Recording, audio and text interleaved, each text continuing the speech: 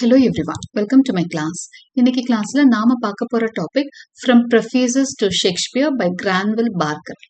இது Shakespeare studies பேப்பர்ல PG ஸ்டூடெண்ட்ஸ்க்கு ப்ரிஸ்கிரைப் பண்ணப்பட்டிருக்கிற ஒரு டாபிக்.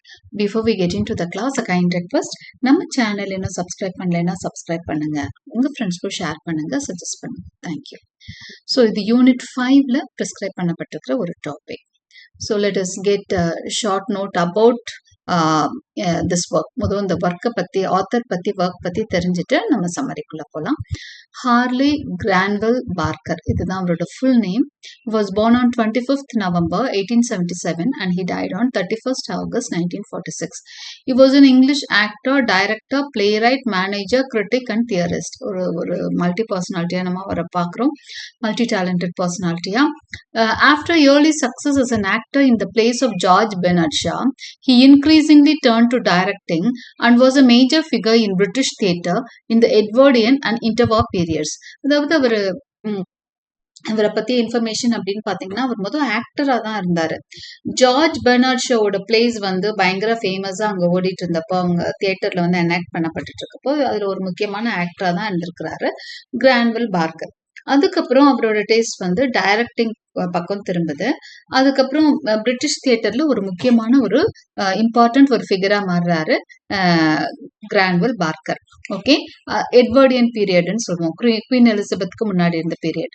ஹார்லி அதாவது குவீன் எலிசபெத் 2க்கு முன்னாடி இருந்த பீரியட், எட்வர்டியன் அண்ட் இன்டர்வார் பீரியட்ஸ். அது okay, that is the period. அந்த டைம்ல தான் அவர் என்ன பண்ணாரு அப்படின்னு சொன்னா, ரொம்ப ஸ்ட்ராங்கா டிராமாஸ்ல நடிச்சிட்டு இருந்தாரு, தியேட்டர்ல ஒரு இம்பார்ட்டன்ட் ஃபிகரா இருந்தாரு Harley Cranwell Parker. His prefaces to Shakespeare is a series of critical essays analyzing Shakespeare's plays, offering deep insights into their structure, staging and themes. இவர் ஒரு ஆக்டர் தான், ஆனா இவர் என்ன பண்றாரு அப்படின்னு சொன்னா, prefaces to Shakespeareன்னு நிறைய எஸ்ஸேஸ் எழுதுறாரு. இந்த ப்ரிஃபேசஸ்ல அவர் என்ன ஐடியாஸ் கொடுக்குறாரு அப்படின்னு சொன்னா, அது கிரிட்டிக்கல் எஸ்ஸேஸ் தான். Okay, it is their critical essays from literary point of view. It is critical essays. ஒரு லிட்டரரினா, ஒரு இலக்கியவாதியா பாக்குறப்போ அது கிரிட்டிக்கல் எஸ்ஸேஸ் தான். ஆனா அவர் யாருக்காக எழுதுறாருன்னா, தியேட்டர்ல நடிக்கிற நடிகர்களுக்காகவும் டைரக்டர்ஸ்க்காகவும் தான் அந்த கோட்ஸ் எல்லாமே எழுதுறாரு. அதாவது எப்படி நடிக்கணும், என்ன மாதிரி ஒரு ஸ்ட்ரக்சர் இருக்கணும், ஸ்டேஜ் பண்றப்ப என்ன பண்ணணும்னு டைரக்ஷனுக்கும் ஆக்டிங்க்கும் ஹெல்ப் பண்றதுக்காகத்தான் அவர் எழுதினார். Okay, so originally written in the early 20th century, these prefaces were intended to guide, நான் சொன்னேன் இல்லையா, directors, actors and readers in understanding the practical and artistic elements of Shakespeare's works. இப்போ ஷேக்ஸ்பியரோட ஒர்க்ஸை படிக்கிறவங்களுக்காகவும், அந்த டைரக்டர்ஸ்க்காகவும், அந்த ஆக்டர்ஸ்க்காகவும் எழுதப்பட்ட விஷயங்கள் தான் இந்த ப்ரிஃபேசஸ். ஓகே, இதுல எப்படி நடிச்சா நல்லா இருக்கும், எப்படி தியேட்டர் இருக்கணும், எப்படி டைரக்ட் பண்ணணும்னு சொல்லிட்டு நிறைய ஐடியாஸ் கொடுத்திருக்கிறாரு. Granville Barker focuses on how Shakespeare's plays function as a theatrical productions rather than just literary text. அது ஒரு லிட்டரரி டெக்ஸ்டா பாக்குறது மட்டும் கிடையாது விஷயம். அதுல ஒரு தியேட்ரிக்கல் ப்ரொடக்ஷன், தியேட்டர்ல அது எனாக்ட் பண்ணப்படுறப்போ அதுக்கு எந்த மாதிரி ஃபோக்கஸ் கொடுக்கணும்லாம் எழுதியிருக்காரு. Okay, so he examines character development, dramatic pacing, stage craft, emphasizing how Shakespeare's language and structure serve performance. So அதுதான் ஒரு கேரக்டர் டெவலப்மெண்ட் எப்படி இருக்குன்றத கவனிச்சு எழுதியிருக்கிறாரு. ட்ராமாட்டிக் அந்த ஸ்பீடு, பேசிங் எப்படி இருக்குன்னு சொல்றாரு, ஸ்டேஜ் கிராஃப்ட் எப்படி இருக்கணும்னு சொல்றாரு. He emphasises how Shakespeare's language and structure serve performance. அழுத்தமா சொல்றாரு, அவரோட லாங்குவேஜ் ரொம்ப முக்கியம், ஷேக்ஸ்பியரோட லாங்குவேஜை மாத்தாதீங்கன்னு சொல்றாரு. அந்த ஸ்ட்ரக்சர், அது எல்லாம் எந்த அளவுக்கு பெர்ஃபார்மன்ஸ் முக்கியன்றதெல்லாம் சொல்றாரு. His analysis often highlights the playwright's innovations such as his use of soliloquies, dramatic irony and fluid scene transitions. Okay, அவரோட அனாலிசிஸ் ரொம்ப ஹைலைட் பண்றது பிளேரைட்டோட இன்னோவேஷன்ஸ் தான். அதாவது ஷேக்ஸ்பியர் எவ்வளவு இன்னோவேட்டிவா கொடுத்திருக்கிறாரு அப்படிங்கறத ரொம்பவே முக்கியத்துவம் கொடுத்து சொல்லியிருக்காரு. அவரோட சாலிலாக்கிஸ், ஷேக்ஸ்பியரோட சாலிலாக்கிஸ், அவரோட ஐரணி, ஃப்ளூயிட் சீன் டிரான்சிஷன்ஸ், அது எல்லாத்த பத்தியுமே இவர் தன்னோட ப்ரிஃபேசஸ்ல பேசியிருக்காரு. ஓகே, இதுதான் அபவுட் த ஒர்க்.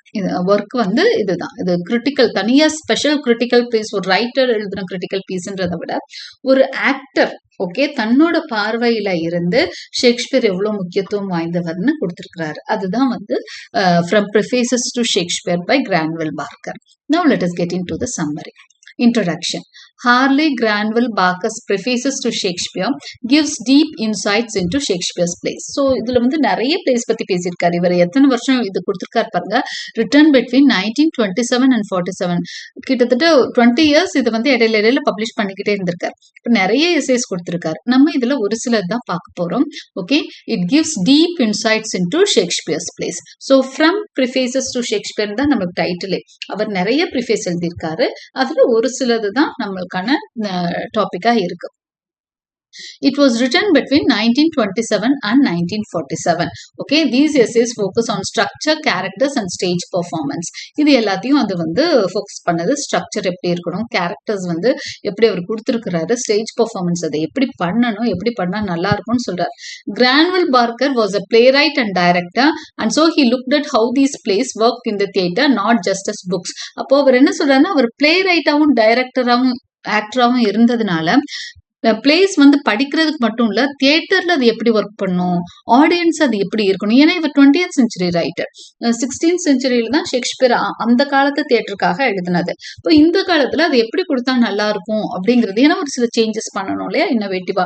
அவர் ஒரு பெரிய இன்னோவேட்டிவ் ஆத்தர், அவருக்கு ஏற்ற மாதிரி சேஞ்சஸ் பண்ணணும் அப்படின்னு சொல்லி எழுதுறாரு.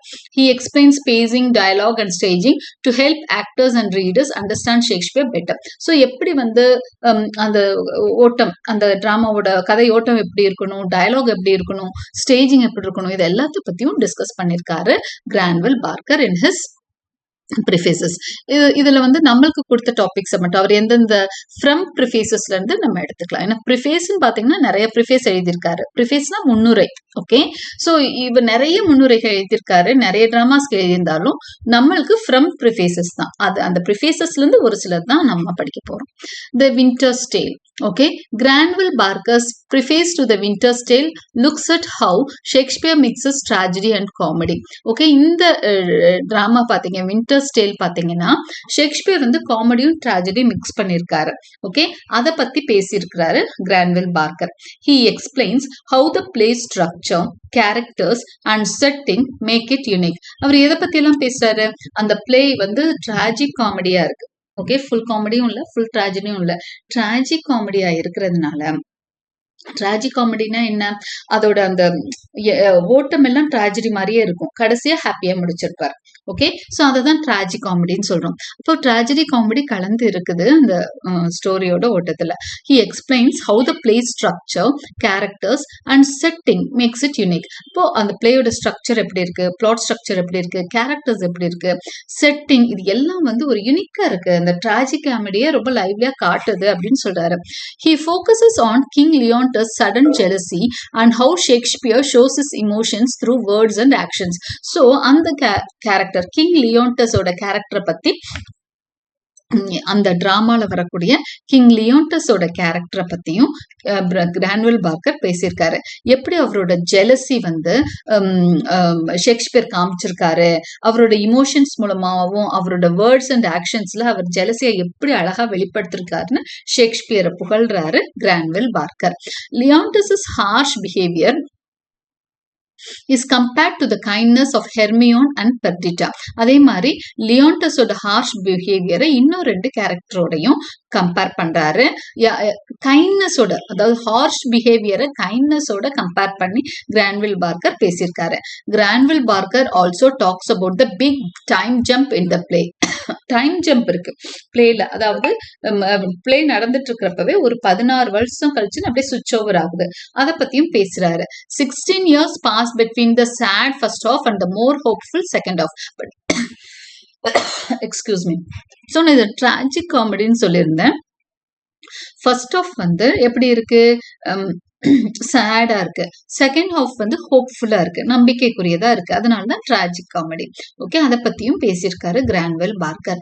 He also looks at how the play changes from the strict world of Sicilia to the lively free world of Bohemia. அப்ப அந்த ஃபர்ஸ்ட் டிராஜிக் வேர்ல்டு எங்க நடக்குதுன்னா சிசிலியான்ற இடத்துல நடக்குது. அது வந்து ஸ்ட்ரிக்ட் வேர்ல்டா காமிச்சிருக்காரு. அந்த டிராஜடியை காமிக்கிறதுக்காக அந்த செட்டிங்கே மாத்திருக்காரு ஷேக்ஸ்பியர்னு சொல்றாரு. அப்ப அந்த ஃபர்ஸ்ட் ஃபியூ ஆக்ட்ஸ் எங்க எங்க நடக்குது? சிசிலியால நடக்குது. ஃபைனலா அது எங்க போகுது? ஃப்ரீ வேர்ல்டு, பொஹீமியா அப்படின்ற ஃப்ரீ வேர்ல்டுக்கு போகுது. These different settings help show the themes of loss, forgiveness and new beginnings. அப்போ செட்டிங்ஸ்லயே நமக்கு நிறைய விஷயங்களை ஷேக்ஸ்பியர் சொல்லிடுறாரு அப்படின்னு பார்க்கர் வந்து சொல்றாரு. செட்டிங்ஸ் மூலமாவே தீம்ஸ் ஆஃப் லாஸ், ஃபர்கிவ்னஸ், அந்த ஒரு சில ஸ்ட்ரிக்டான அட்மாஸ்பியருக்கு ஏத்த மாதிரி தீம்ஸ், லாஸ், ஃபர்கிவ்னஸ் இதெல்லாம் சொல்றாரு. அடுத்து நியூ பிகினிங்ஸ் வந்து new செட்டிங்க்கு கொடுத்துடுறாரு. Granville Barker highlights the statute scene where Shakespeare uses spectacle to create emotion. அதே மாதிரி கிரான்வில் பார்க்கர் பாத்தீங்க அப்படின்னு சொன்னா ஸ்டாச்சு சீனை ஹைலைட் பண்றாரு. அந்த பிளேல வரக்கூடிய ஸ்டாச்சு சீனை அது வந்து நல்ல ஒரு ஸ்பெக்டக்கிளா இருக்கு, ரொம்ப இமோஷன்ஸ், உணர்வுகளை தூண்டி விடக்கூடிய ஒரு அருமையான ஒரு காட்சியா அமைஞ்சிருக்குன்னு சொல்றாரு. In the end, he sees the Winter's Tale as a mix of reality and fantasy. கடைசியா அவர் வந்து ஏன்னா இதை பத்தி நிறைய எழுதியிருக்காரு, நம்ம நிறைய பிளே பத்தி பார்க்கணுங்கிறதுனால நம்ம இங்க சிம்பிளிஃபை பண்றோம். விண்டர்ஸ் டேல் வந்து ஒரு மிக்ஸ் ஆஃப் ரியாலிட்டி அண்ட் ஃபேண்டசியா, ஒரு சின்ன ஒரு அவுட்லைன் சம்மரி மட்டும் தான் கொடுக்குறோம். ஏன்னா ஒவ்வொரு ப்ரிஃபேஸ்க்கும் அவர் 10 பேஜஸ்க்கு மேல கொடுத்துருக்கிறாரு. ஸோ நம்ம வந்து என்ன பண்றோம் அப்படின்னு சொன்னா 2 பேராஸ்ல சம்மரைஸ் பண்றோம். ஸோ அந்த அளவுக்கு தான் நம்ம இங்க ஜஸ்ட் ஒரு அவுட்லைன் மட்டும் தான், ஒரு ஃபிராக்மெண்டா தான் விஷயத்த சொல்லியிருக்கோம். The Winter's Tale is a mix of reality and ஃபேண்டசிங்கிறார். உண்மையும் கற்பனையும் கலந்த ஒரு கதையா தான் விண்டர்ஸ் டேல பார்க்கலாம்னு அவர் சொல்றாரு. Shakespeare experiments with new ways of story telling, making the play powerful for both readers and actors. Shakespeare வந்து புது விதமான ஆராய்ச்சிகள் செய்யறாரு ஸ்டோரி டெல்லிங்ல இந்த கதை மூலமா அப்படின்னு சொல்றாரு. அதே மாதிரி ரீடர்ஸ்க்கும் ஆக்டர்ஸையும் ரொம்ப கவர்ற மாதிரி பிளே வந்து பவர்ஃபுல் ஆக்குறாரு. ஆக்டர்ஸும் அந்த சீன்ஸ்னால கவருவாங்க, ரீடர்ஸும் ரொம்ப இன்ட்ரெஸ்டா படிப்பாங்கன்னு சொல்றாரு. அடுத்து preface to 12th night. 12th நைட்டுக்கான முன்னுரை எழுதியிருக்காரு. அது என்ன எழுதியிருக்காருன்னு பார்க்கலாம். In his preface to 12th night, Granville Barker explores how Shakespeare mixes comedy, romance and deeper emotions. So இதுலயும் இது வந்து ரொமான்டிக் காமெடின்னு சொல்லுவோம். 12th நைட் வந்து ஷேக்ஸ்பியரோட ஃபேமஸான ஒரு ரொமான்டிக் காமெடி. ஸோ இதுல காமெடி இருக்கும், ரொமான்ஸ் இருக்கும், அதே மாதிரி டீப்பர் இமோஷன்ஸும் இருக்கும், நல்ல உணர்வுகளையும் வெளிப்படுத்தியிருப்பாரு. He looks at how the play is structured and how the characters bring the story to life. So இந்த பிளேயும் எந்த அளவுக்கு ஸ்ட்ரக்சர்டா இருக்கு, பிளாட் ஸ்ட்ரக்சர் எவ்வளவு நல்லா இருக்குன்னு சொல்றாரு. அதே மாதிரி கேரக்டர்ஸ் வந்து அப்படியே லைஃப் கொடுக்குறாங்க ஸ்டோரிக்குன்னு சொல்றாரு. அவ்வளவு நல்ல கேரக்டர் போர்ட்ரேயல் இருக்குன்னு சொல்றாரு. He shows how Shakespeare balances fun and serious moments with great skill. அப்போ அவர் வந்து பேலன்ஸ் பண்ணி கொடுக்குறாரு, ஃபன், சீரியஸ் மொமெண்ட்ஸ். ஓகே, ஜாலியா இருக்க மொமெண்டா இருக்கட்டும், சீரியஸ் மொமெண்டா இருக்கட்டும், அழகா பேலன்ஸ் பண்ணியிருக்காரு இந்த பிளேன்னு சொல்றாரு. இந்த மாதிரி முக்கியமான விஷயங்களை நீங்க எழுதிக்கோங்க நோட் பண்ணி. He focuses on Viola who disguises herself as Cesario, causing confusion and comedy. So இந்த ஸ்டோரியில வயோலா வந்து ஒரு ப்ரொட்டகனிஸ்ட், ஃபீமேல் ப்ரொட்டகனிஸ்ட். இவங்க என்ன பண்றாங்க அப்படின்னு சொன்னா செசாரியோன்ற ஒரு மாறு வேஷத்துல வர்றாங்க. அவங்க அந்த மாறு வேஷம் நிறைய கன்ஃபியூஷனே ஏற்படுத்துது, காமெடியும் காமிக்கலாவும் இருக்கு. He also compares the playful characters like Sir Toby and Maria with the more serious ones like Malvolio and Antonio. அதே மாதிரி கிரான்வில் பார்க்கர் என்ன பண்றாரு அப்படின்னு சொன்னா சர் டோபி, மரியா மாதிரி சீரியஸ் கேரக்டர்ஸை பத்தியும் அவங்கள வந்து ஜாலி கேரக்டர்ஸையும், சீரியஸ் கேரக்டர்ஸ் இருக்காங்க மேல்வேலியோ, ஆண்டனியோன்ட்டு, அவங்களோட கான்ட்ராஸ்ட் பண்ணி கம்பேர் பண்ணி எல்லாம் பேசியிருக்காரு 12th நைட் பத்தி பேசுறப்போ. He talks about Malvolio's embarrassment and how the play, while funny, also has a touch of cruelty. இதுல மேல்வெலியோவை வந்து கொஞ்சம் ரொம்ப கிரிட்டிசைஸ் பண்ணுவாங்க இந்த பிளேல. மேல்வெலியோ வந்து ஒரு பியூரிட்டனா இருப்பான், அவனை மற்ற கேரக்டர்ஸ் எல்லாம் ரொம்ப டீஸ் பண்ணுவாங்க. ஏன்னா அந்த சமயம் வந்து பியூரிட்டன்ஸை டீஸ் பண்ற மாதிரி தான் இருந்தது. ஸோ அவர் அதனால மேல்வெலியோக்கு நிறைய எம்பாரஸ்மெண்ட் நடக்கும், ஒரு மாதிரி அசிங்கப்படுவான். ஸோ அதை வந்து ஜாலியா இருக்கிற அதே இடத்துல வந்து ஒரு குரூயல்ட்டியும் ஷேக்ஸ்பியர் வெளிப்படுத்தியிருக்காரு. ஒரு மனுஷன் வந்து இன்னொருத்தனை வந்து கஷ்டப்படுத்தி சிரிக்கிறான் இல்லையா, அதையும் வெளிப்படுத்தியிருக்காருன்னு சொல்றாரு கிரான்வில் Parker. கிரான்வில் Parker looks at how Shakespeare uses music, clever language and word play to create mood and develop relationship. ஏன்னா இந்த பிளேல வந்து நிறைய மியூசிக் ஷேக்ஸ்பியர் கொடுத்துருப்பாரு, ரொம்ப ரிதமிக்கான போயம்ஸ் யூஸ் பண்ணியிருக்காரு, அதை மென்ஷன் பண்ணியிருக்காரு கிரான்வில் பார்க்கர். அதே மாதிரி லாங்குவேஜ் ரொம்ப கிளவரா இருக்கு, ரொம்ப விட்டியா இருக்கு, இருக்கு, இன்டெலிஜென்ட்டான ஒரு லாங்குவேஜ் யூஸ் பண்ணியிருக்காருன்னு சொல்றாரு. வேர்ட் பிளே இருக்கும், பிளே ஃபுல்லாவே பயங்கர வேர்ட் பிளே இருக்கும். ஓகே, வேர்ட் பன், வேர்ட் பிளே, வார்த்தை விளையாட்டு அதிகமா இருக்கும்.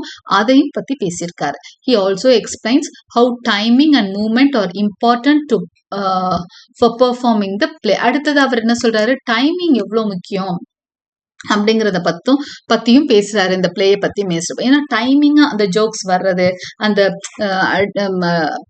பதிலுக்கு பதில், வார்த்தைக்கு வார்த்தை பேசுறது, அதெல்லாம் எவ்வளோ இம்பார்ட்டன்ட் ஒரு நல்ல பிளேக்குன்றத பத்தியும் பேசுறாரு.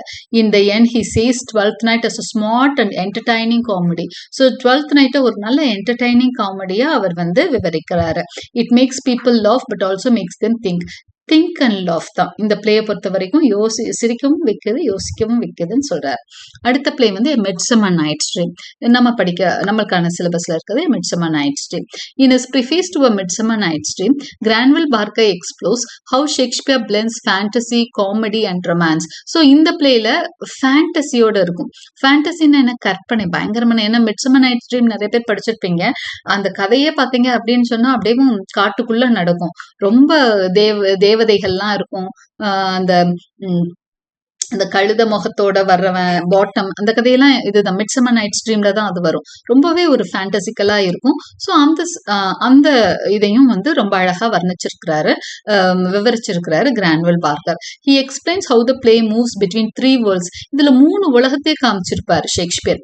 நோபல் லவ்வர்ஸோட உலகம், ஃபனி கிராஃப்ட்ஸ்மேன், அதாவது அந்த ஒரு மீன் கேரக்டர்ஸ் ஒருத்தவங்க ஒரு செட் இருப்பாங்க, பாட்டம் அண்ட் ஹிஸ் ஃப்ரெண்ட்ஸ், அவங்களாம் சின்ன சின்ன வேலைகள் செய்யற கிராஃப்ட்ஸ்மேன், அவங்கள பத்தியும் அவங்களோட லைஃப் எப்படி இருக்குன்னு காமிப்பாரு.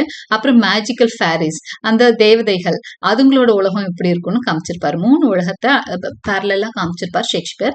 அதை பத்தி பேசுறாரு Granville Barker. Puck the playful fairy connects these worlds and causes much of the confusion. So இந்த 3 உலகத்தையும் கனெக்ட் பண்றது யாருன்னா பக்கா. ஏன்னா 3 பக்கமும் விளையாடுறவன் பக் மட்டும்தான். அவன் ஒரு இன்டெலிஜென்ட்டான ஒரு பிளேஃபுல் ஃபேரி.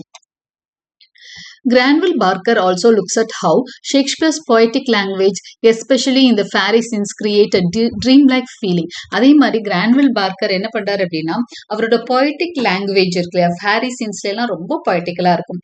அதை வந்து ஒரு ட்ரீம் மாதிரி, நம்மள கனவு மாதிரி கொண்டு போறாரு ஷேக்ஸ்பியர்னு வர்ணிக்கிறாரு கிரான்வில்.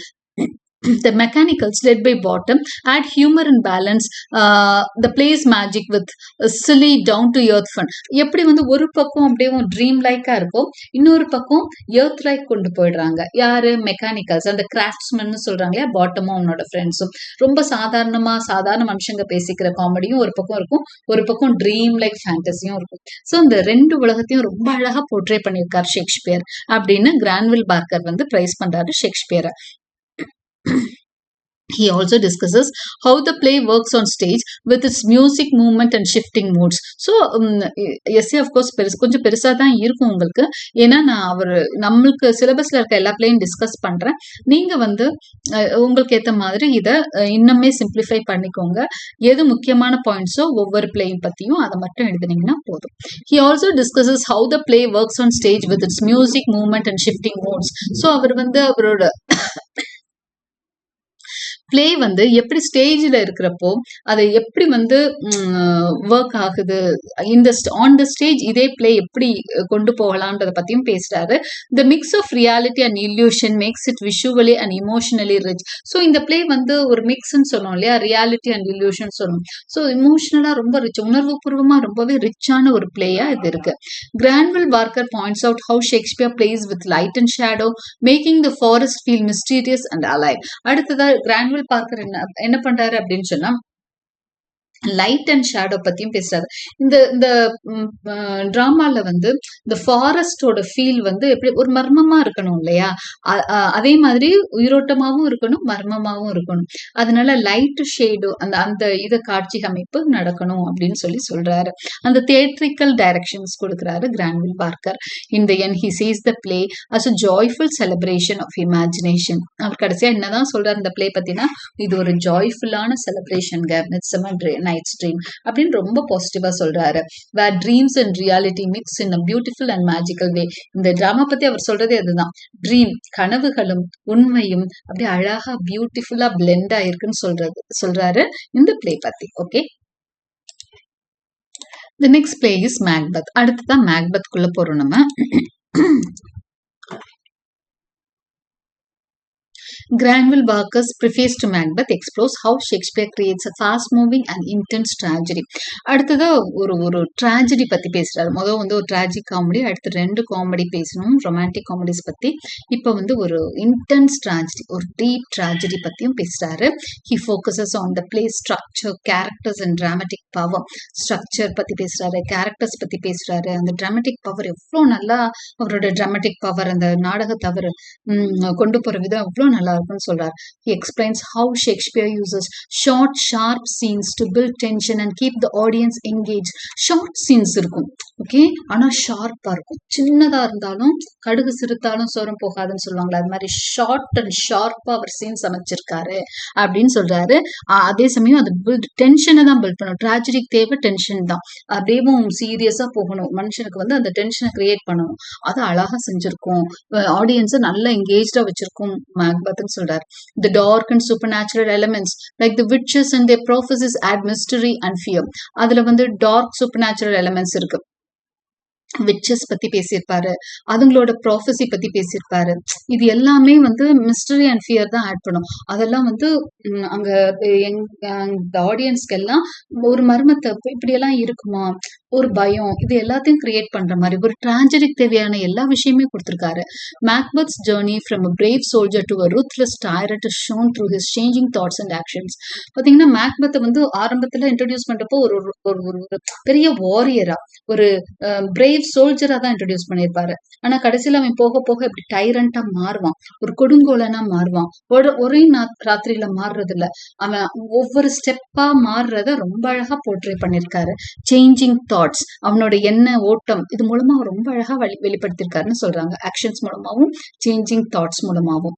Lady Macbeth's role is also important and she pushes him towards ambition but later suffers from guilt. இவதான் வந்து லேடி மேக்பெத் தான் அவனை ஆம்பிஷனை நோக்கி தள்ளி விடுறா. அவனுக்குள்ள ஆம்பிஷன் இருந்திருக்கலாம், ஆனா அத அவனுக்கு புரிய வைக்கிறதே லேடி மேக்பெத் தான் அப்படின்னு சொல்றாரு. ஆனா அந்த தவறுக்காக பின்னாடி ஃபீல் பண்றவ லேடி மேக்பெத் தான். மேக்பெத் அவன் பாட்டுக்கு போயிட்டே இருப்பான், லேடி மேக்பெத் நின்னுருவா பின்னாடி. அதையும் ரொம்ப அழகா சொல்லியிருக்காரு கிரான்வில் Parker. The Granville Barker also looks at how Shakespeare uses language, especially in Macbeth's soliloquies, to reveal his inner struggles. Macbethல நிறைய soliloquies இருக்கும், அசைடுன்ற பேர்ல soliloquies இருக்கும். ஸோ அதுல வந்து மேக்பெத் வந்து தன்னோட இன்னர் ஸ்ட்ரகிள்ஸ், ஏன்னா அவனுக்கு பயங்கர போராட்டம் இருக்கும். அவன் ஒரு கொடுங்கோலனா மாறுறப்போ நிறைய பேரை கொல்றான், அப்போ தன்னோட பதவியை வந்து நிப்பாட்டி வச்சுக்கிறதுக்காக நிறைய தவறுகள் செய்யறான். அப்போ அவனுக்குள்ள ஒரு நிறைய போராட்டம் இருக்கும் இல்லையா, அதெல்லாம் ரொம்ப அழகா வெளிப்படுத்தியிருக்காரு ஷேக்ஸ்பியர்னு சொல்றாரு கிரான்வில் Parker. He discusses the play's use of darkness, blood and nightmares to create a feeling of doom. அந்த டூம்னா அழிவை காட்டுற மாதிரி நிறைய சிம்பிள்ஸ் இருக்கும். டார்க்னஸ், இருட்டு அதிகமா காட்டப்பட்டிருக்கும். பிளட், நைட்மேர்ஸ், தூக்கத்துல அலறது, இந்த மாதிரி விஷயங்கள்லாம் நிறைய காமிச்சிருக்காங்க. Staging Macbeth is challenging because of its quick pace and supernatural scenes. மேக்பெத்தை ஸ்டேஜ் பண்றது கொஞ்சம் ரிஸ்கியான ஒரு விஷயம் அப்படின்னு சொல்றாரு. ஏன்னா அடுத்தடுத்த சீன்ஸ் மாறிக்கிட்டே இருக்கும், குவிக் பேஸும் இருக்கும், சூப்பர் நேச்சுரல் சீன்ஸ் வருது, நிறைய வயலன்ஸ் இருக்கு. அதனால மேக்பெத்தை ஸ்டேஜ் பண்றது கொஞ்சம் சேலஞ்சிங்னு சொல்றாரு கிரான்வில் Parker. கிரான்வில் Parker sees the play as one of Shakespeare's most powerful tragedies, full of action, emotion and deep meaning. ஸோ இது எல்லாம் கலந்த ஒரு கலவையா, action, emotion and deep meaning கலந்த கலவையா மேக்பெத்தை கிரான்வில் பார்க்கர் வர்ணிக்கிறார். ஓகே, இந்த பிளே இஸ் ஷேக்ஸ்பியர், இது வந்து கொஞ்சம் அப்படி என்ன டிராமா இருக்கா அப்படின்னா டிராமா கிடையாது. பிளே இஸ் ஷேக்ஸ்பியர் வந்து வித்தியாசமான ஒரு டாபிக் தான். பாருங்க, Harley Granville Barker's the play is Shakespeare was a series of, இது ஒரு தனி எடிஷனா வந்தது. ஓகே, இவர் பிளே இஸ் ஷேக்ஸ்பியர்னே ஒரு தனியா ஸ்பெஷல் எடிஷன் கொடுத்தாரு. இதுல என்ன பண்ணாருன்னா, these editions were made for actors, directors and theatre lovers. அதாவது நாடகத்துக்கு போறவங்களுக்கும் ஆக்டர்ஸ் டைரக்டர்ஸ்க்கு மட்டும்தான் இது வந்து ரீடர்ஸ்க்கு கிடையாது. ஓகே, ஏன்னா பிளேயர்ஸ் ஷேக்ஸ்பியர், இது என்னது பிளேயர்ஸ் போட்டு அப்போஸ்ட்ரஃபி போட்டிருக்கா, அப்ப பிளேயர்ஸ் ஷேக்ஸ்பியர். பிளே சம்பந்தப்பட்டவங்களுக்கான ஷேக்ஸ்பியர், அதாவது தியேட்டரை, அடுத்ததான் யாரு ஆக்டரு, அதை பார்க்க போறவங்க அவங்களுக்கான ஒரு ஆக்டர், டைரக்டர், தியேட்டர் லவர்ஸ் இவங்களுக்கானது தான் players Shakespeare. They included details, introductions and notes to help with performances. எப்படி நாடகத்தை அரங்கேற்றணும் அப்படின்னு டைரக்டர்ஸ்க்கு இன்ஃபார்ம் பண்ற மாதிரி தான் அவர் இதை எழுதியிருக்காரு. Granville focused on how the play should be spoken, acted and stage. எப்படி ஸ்டேஜ் பண்ணணும், எப்படி நடிக்கணும், இந்த விஷயமெல்லாம் இதில் எழுதியிருக்காரு. His goal was to make Shakespeare's works easier to understand and perform. இதுல வந்து ஷேக்ஸ்பியர் ஒர்க்ஸ் எப்படி புரிஞ்சு எப்படி நாடகப்படுத்துறதுன்றதை தான் அவர் அதிகமா பேசியிருக்காரு. He explained the rhythm of the language, the movement of scenes and the emotions of characters. So இதுல வந்து அவர் நிறைய லாங்குவேஜோட ரிதம் பத்தி பேசியிருக்காரு, சீன் மூவ்மெண்ட்ஸ் பத்தி பேசியிருக்காரு, கேரக்டர்ஸோட உணர்வுகளை பத்தியும் பேசியிருக்காரு. He also gave ideas on stage directions and settings. அதே மாதிரி ஸ்டேஜ் டைரக்ஷன்ஸ் பத்தியும் செட்டிங்ஸ் பத்தியும் நிறைய ஐடியாஸ் கொடுத்திருக்கிறார். ஓகே, ஸ்டேஜ் டைரக்ஷன் எப்படி இருக்கணும், செட்டிங் எப்படி இருக்கணும், அதை பத்தி எல்லாம் நிறைய டிஸ்கஸ் பண்ணியிருக்காரு. These editions help bring Shakespeare's plays to life in the theatre. So இதெல்லாம் வந்து இவரோட இந்த என்னது கைட்ஸ் எல்லாம் யூஸ் பண்ணோம், தியேட்டர் டைரக்டர் வந்து யூஸ் பண்ணாரு அப்படின்னு சொன்னா அவர் வந்து ஷேக்ஸ்பியரோட பிளேக்கு லைஃப் கொடுக்கலாம் தியேட்டர்ல. அதாவது ஷேக்ஸ்பியரோட பிளேய உண்மையா அப்படி நிஜமா நடக்கிற மாதிரி கொண்டு வரலாம் கண் முன்னாடி. அந்த அளவுக்கு அவர் என்ன பண்ணிருக்காரு, கைட் பண்ணிருக்காரு. The players Shakespeare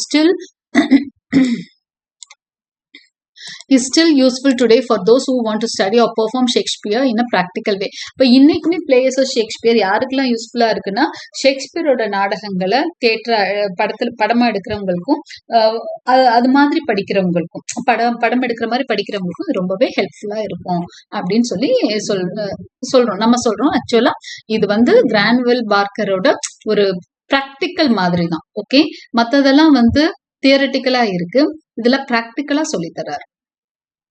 Henry V to Hamlet இதோட முடிஞ்சிரும் நம்மளுக்கு. இது ஒரு தனி ப்ரிஃபேஸா.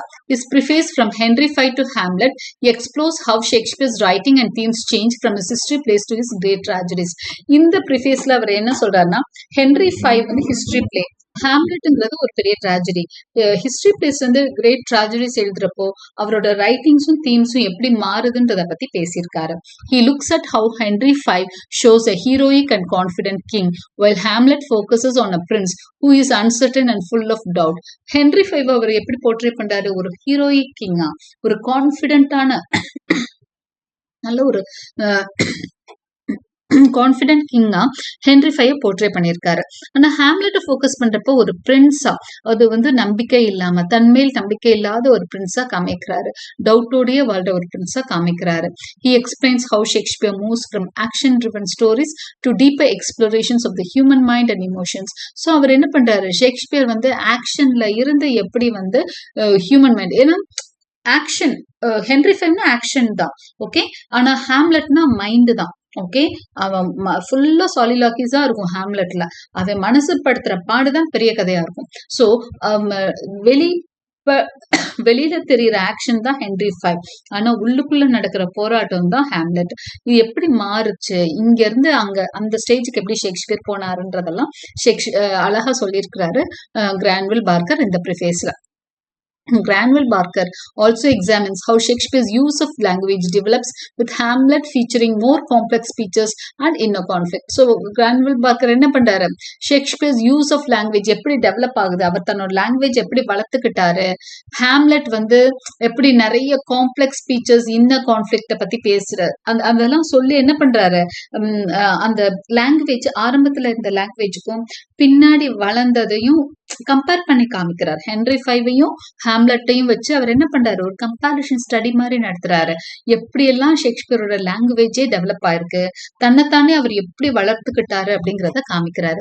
ஒரு ஸ்டேஜ்ல இருந்து இன்னொரு, ஏன்னா ஹென்ரி V முன்னாடியே எழுதினது, ஹேம்லெட் பின்னாடி வருது. ஸோ அந்த மீன் வாயில் ஷேக்ஸ்பியருக்குள்ள எவ்வளவு ஒரு அழகா அந்த முன்னேற்றம் நடந்திருக்குன்றத சொல்றாரு. He discusses how the themes of power, fate and human nature become darker and more philosophical. முதல் இருந்த அந்த ஹென்ரி ஃபைவ்ல போர்ட்ரே பண்ணப்போ ஒரு மனுஷனை சாதாரணமா காமிச்சவரு நாள்பட மனுஷனோட ஹியூமனோட நேச்சரு, விதியோட விளையாட்டு, டார்க்கர் சைட் பத்தி அதிகமா பேசுறாரு. பிலோசாபிக்கலா இருக்கு. In the end, he sees this period as a turning point in Shakespeare's work, leading to some of his greatest and most thoughtful plays. ஆனாலும் அவர் என்ன சொல்றாரு, அந்த அந்த ஸ்டேஜ் தான் ரொம்ப முக்கியமான ஸ்டேஜ். ஏன்னா அதுலதான் கிரேட்டஸ்டா தாட்ஃபுல் பிளேஸ் வந்து ஷேக்ஸ்பியர் கொடுத்தாரு. இது வந்து ஒரு பெரிய டேர்னிங் பாயிண்ட் ஷேக்ஸ்பியரோட ஒர்க்ஸ்லன்னு சொல்றாரு. ஓகே, ஸோ இதுதான் from Henry five to Hamlet அப்படின்னு வரிசையா சொல்லல அவரு.